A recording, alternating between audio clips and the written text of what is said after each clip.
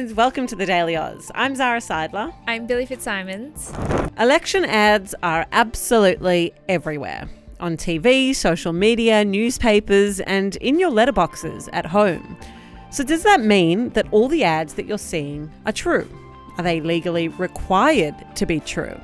Well, that's what we're going to answer in today's podcast, unpacking how political communication occurs during an election, what politicians can say during this time, and whether or not they're allowed to lie.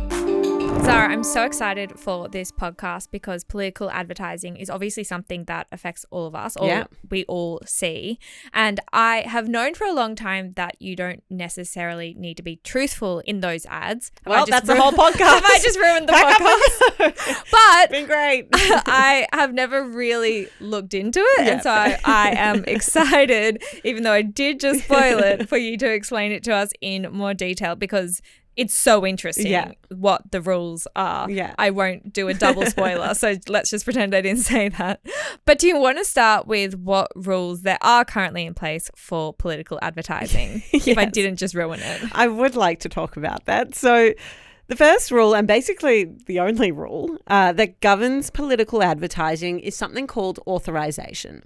Now, you will have heard this message before. Authorised by the Australian Government, Canberra. I think I hear that in my dreams. I hear it so much. It has penetrated truly every part of my psyche. Yes. And, you know, as long as you've watched TV and seen ads, you've absolutely heard that message before. Now, that disclaimer is called an authorization, and it's basically a legal requirement for electoral materials. So it's clarifying who created the content, and it's also informing voters that it may influence their vote. Quick question. Yeah. I also have heard that, though, when we're not in an election campaign. So is it also required just on any government material? Yes, it is. But specifically right now, we're talking about any political content that is authorized by a political party or a politician. That's when you're hearing those sorts of authorizations. So the AEC, the Electoral Commission, says that the authorization process exists so that political ads are transparent, accountable, and traceable. In other words, ads are authorized so that we know who made them. Now, just before we go on here, there has been quite a lot of chatter about authorization when it comes to influencer content. And I just wanted to touch on that really quickly. So the TLDR is that authorization is needed for any content when payment is made by a political party to an influencer for that content. So hypothetically, if you have an influencer and the coalition pays that influencer for them to make a piece of political content, that needs to be authorized. Have we seen any examples of that happening?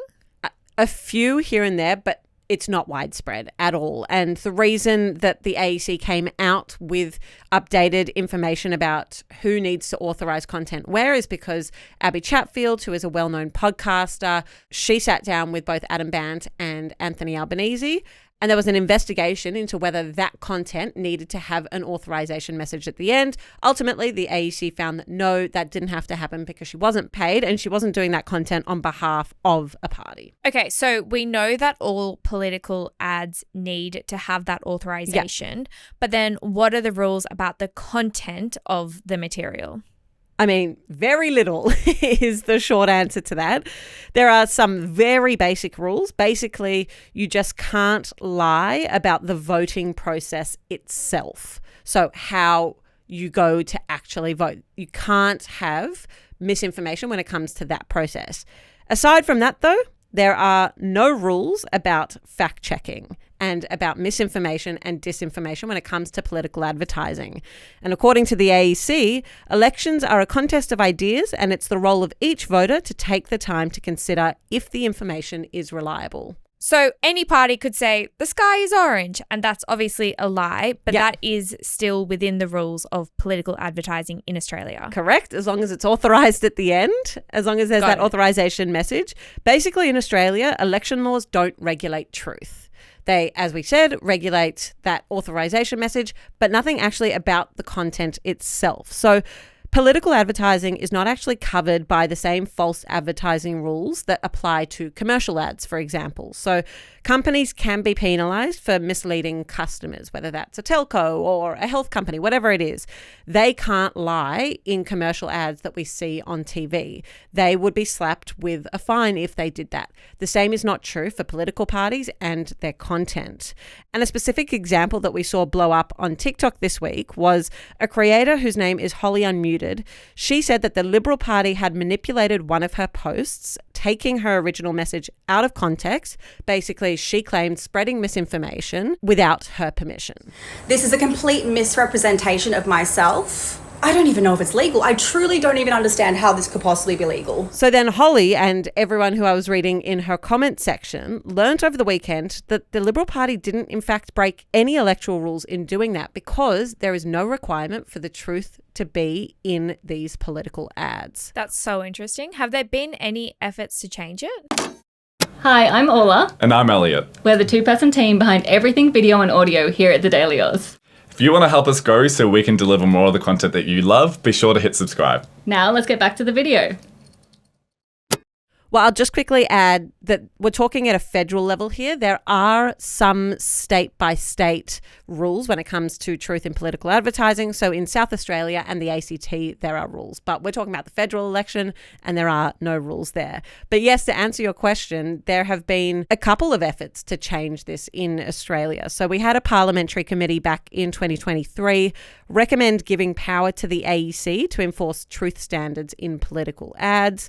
And then towards the end of last year, the Albanese government actually introduced truth in advertising laws into Parliament. But that legislation was pulled due to a lack of support. But I'll just quickly run through what would have happened if those laws would have been passed. So under that proposal, Labor would have introduced civil penalties for electoral matters that were, quote, inaccurate and misleading to a material extent. And that bill also would have introduced penalties for the use of deepfakes. Now, you and I have spoken before on this podcast about deepfakes. That's, you know, when realistic content is created by AI and it's showing someone doing or saying something that they never actually said or did. This law would have really gone after videos that were using deepfakes and also were using inaccurate or misleading language. But as I said, that legislation was dropped. And so for this election, there is nothing that has changed between this and previous elections. I will say, though, that independents on the crossbench have been particularly vocal on this issue and have said that it will be one of the big ticket items for them if there's a hung parliament. So if they have to negotiate with whoever wins government, they are saying this will be one of the things they say has to happen in order for them to give support to whoever wins. One thing that I think is interesting to talk about here is we often talk about this decline in trust of politicians. And when you have laws like this, when there is literally no requirement for politicians to tell the truth in their political ads, which are a big thing that voters base their decisions on, then it's kind of no surprise that there is this decline in trust of politicians. I saw it put really well by the Australia Institute. They're a think tank. And I was reading a piece that they had on this topic and I thought I'd share a bit of it. They said, pharmaceutical companies cannot claim to have the cure for cancer. Food companies cannot claim that sugary foods are good for kids. Lawyers cannot claim that they will win every case. But under the Electoral Act, politicians can lie about their opponent's policies or about their own. So interesting. I think that just summarizes. You know, I was looking at a piece of political advertising that I received in my letterbox, and obviously I am paying close attention to the political process, and I looked at it and I was like, my God, this is all fake. Every single claim here is wrong, but there's nothing that can be done about it. And unless you have the understanding and you're paying close attention, it's very difficult to be able to discern fact from fiction.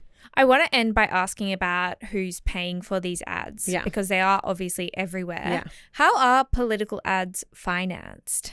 I'll throw it back to you, Billi. What do you think the answer to this question is? I don't know. Well, I'm kidding. Well, I know that political parties get a lot of their donations, whether it be from individuals or it can be from companies. So I'm going to say individuals or companies, a very broad answer. Okay, so political parties are the ones that are funding these ads. That's correct. And I think that's the part that most people would think is the case. But what Oh, wait, no, I'm changing my answer. Okay, go ahead. They get money from taxpayers, from the AEC. Correct. And it's dependent on how big the party is. It's only the second time you've ruined this, but yeah, no, spot on. So what people might not know about, and what you just said, Billi, is exactly right. So after the election, the AEC reimburses a candidate or party for some of the money that they spent on the campaign if they get at least 4% of votes. And the more votes you get, the more taxpayer money you get paid back. Which is fascinating because, you know, when we talked at the top about the fact that we're all seeing all of this political advertising everywhere, we are also, if you actually think about it, paying for a lot of this political advertising that we're seeing everywhere. And so when you think about the fact that some of it is being reimbursed back to political parties and that we are seeing misinformation being spread, it does make you wonder. Yeah, a lot to think about. It certainly is. One to keep an eye on. Yes, on this fine Thursday morning, I will be thinking all week about this now. Well, thank you so much for listening to this episode of The Daily Aus. We'll be back this afternoon with your evening headlines. But until then, have a great day.